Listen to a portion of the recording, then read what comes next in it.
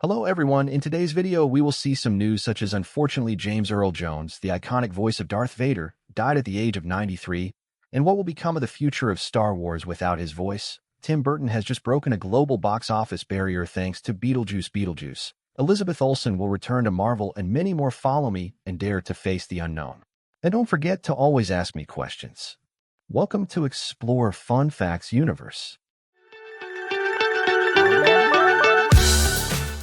Let's start with the news that Shang-Chi director Destin Daniel Cretton in talks to helm Spider-Man 4. THR reports that Shang-Chi and The Legend of the Ten Rings director Destin Daniel Cretton is in talks to helm Spider-Man 4.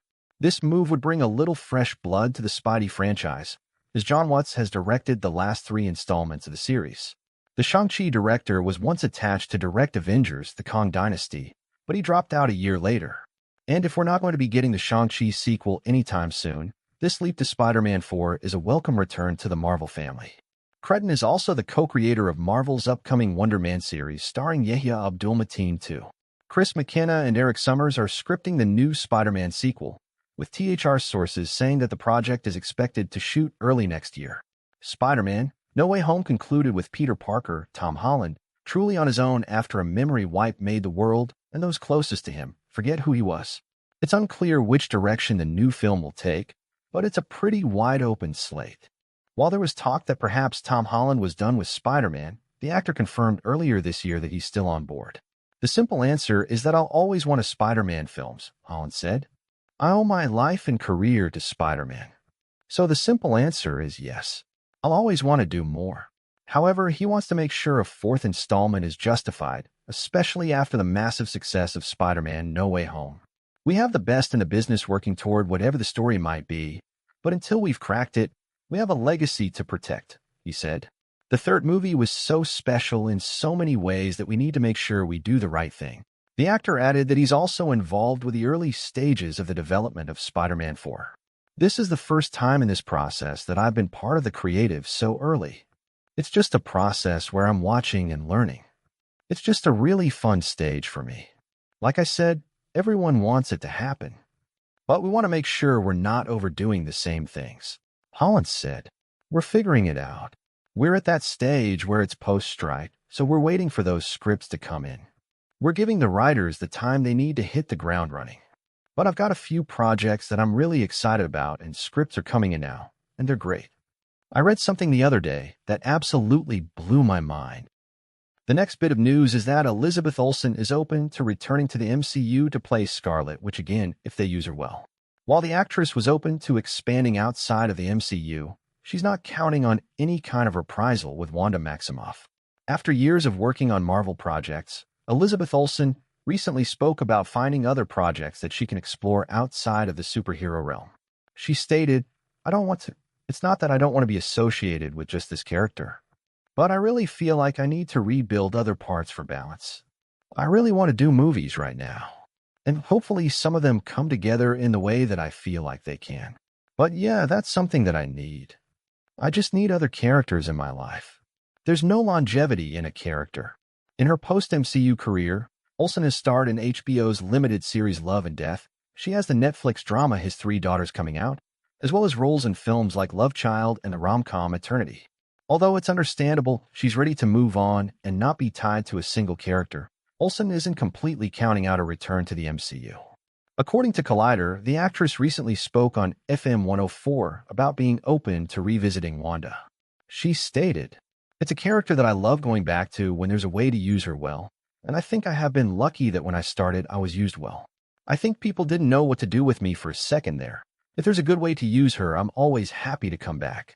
While Olsen is expanding to other projects now, she credits WandaVision as being a career move that no one thought she'd make. She explained in Harper's Bazaar, My career curveball was WandaVision. No one forced me to do that. I have made a choice to continue on with Marvel, and they've made a choice to continue on with me. I was really scared about doing a Marvel project for TV because these are otherworldly, larger-than-life characters that are seen in films, and I didn't know if it would still work on a television at home. But I had confidence in the format because the storytelling really honored the TV medium. She continues, We really felt we were Marvel's weird cousin. We didn't know it was going to have such a response. It came out during the pandemic, and it almost had way more relevance to everyone's lives. We were all trying to function in these bubbles that we were put in, and then there was this world outside of a bubble. No one even knew what reality was at that point. Now let's move on to the news that Tim Burton just broke a global box office barrier thanks to Beetlejuice. One of the most successful English-language filmmakers of all time just delivered another hit, pushing his personal box office achievements past major new milestones. Tim Burton broke out in the 1980s and went on to deliver an all-time blockbuster just a few years into his career with Batman. In the 2010s, Burton released one of the few films at the time to have cracked the $1 billion mark, Alice in Wonderland. More than a decade later, the smashing debut of his latest project, Beetlejuice, has ensured that his name will remain etched in box office history. Thanks to Beetlejuice's $167 million global gross so far, Burton's lifetime box office haul has passed the $2 billion mark domestically and the $4.5 billion mark worldwide. To be exact, his 20 directorial releases have generated $2.08 billion in stateside theaters and $4.58 billion globally. Burton's top-grossing hit remains Alice in Wonderland, which generated $1.02 billion worldwide in 2010. It's currently the 49th highest-grossing movie in history and largely responsible for starting a new wave of Disney's live-action adaptations of their animated hits. But adjusted for inflation, Batman could very well be his biggest hit. With $411 million in 1989, Batman was the biggest Warner Brothers hit until 1996, when it was overtaken by Twister. It was also the highest-grossing movie based on a DC property until Christopher Nolan's The Dark Knight dethroned it in 2008. Incidentally, Batman wasn't greenlit until after Burton's Beetlejuice had proven itself at the box office. The horror comedy grossed $75 million globally against a budget of $15 million. The sequel, which brings back stars Michael Keaton, Winona Ryder, and Catherine O'Hara, was produced on a reported budget of $100 million. Burton has been delivering blockbusters since the 1980s. Burton's last theatrical release was the ill-fated Dumbo remake, which underperformed with around $350 million worldwide against a reported budget of $170 million, continuing a bit of a rough patch for the filmmaker. Despite this decade-long lull, Burton has always been quite the reliable studio hand, creating a palatable blend of weirdness and schmaltz that mainstream audiences really seem to enjoy. He experienced major success with a string of movies starring Johnny Depp, such as Charlie and the Chocolate Factory, $475 million globally, Dark Shadows, $245 million, Sleepy Hollow, $207 million, Sweeney Todd, The Demon Barber of Fleet Street, $153 million. Depp was, however, also the star of Burton's biggest flop, Ed Wood, $5 million. Next news is about actor Colin Farrell. Doesn't know if he would return for a potential Penguin Season 2. The HBO show, a spin-off from Matt Reeves' 2022 movie, The Batman, premieres September 19th. While Colin Farrell was grateful to play the Penguin in the upcoming HBO show of the same name, he isn't sure if he would ever want to put that fucking suit and that fucking head on again. The actor got candid about the intensity of the role in a recent interview with Total Film magazine, responding to the idea of returning for a second season of The Penguin if it scores a renewal. I don't know, man. Don't get me wrong, I loved it, but it got in on me a little bit. By the end of it, I was bitching and moaning to anyone who would listen to me that I fucking wanted it to be finished. I tried to remind him that I had grumpy gratitude, Farrell explained. I was still grateful and still honored. I grew up watching Burgess Meredith, who played the villainous role in the 1960s TV series, and then Danny DeVito, in Tim Burton's 1992 film Batman Returns, was my Penguin. So being a part of the lineage of that storytelling, I really did feel privileged. However, by the end of it, the actor was ready to wrap everything up between the prosthetics, suit, and headspace he found himself in. It's not like I didn't know who I was and I was going out and burning cars and shit. But if you take what Matt Reeves created and then what Lauren LaFranc, showrunner, did and what Mike Marino, prosthetics and makeup designer, did and put them all together, it was a really powerful experience, Farrell said. Lauren said, "Look, if I could find a way that makes sense, would you talk about it?" And I said, "Absolutely." The actor added of a potential second season. And maybe in a year, I would. But when I finished, I was like, I never want to put that fucking suit and that fucking head on again. While the series is a spin-off from Matt Reeves' 2022 movie The Batman, the filmmaker previously told SFX magazine that fans should not expect to see Robert Pattinson's Batman in the TV project. I feel like it's an extension of what is fundamentally there. We know this is the world of Batman, Reeves said of the show. you're going down a different alley. So the specter of Batman is there. The specter of the Riddler is there. The specter of everything that happens in the last movie is there. It informs it. And it's exactly where we begin. Now let's go to the last news of the video, which is about James Earl Jones' death spurs questions about his Star Wars future.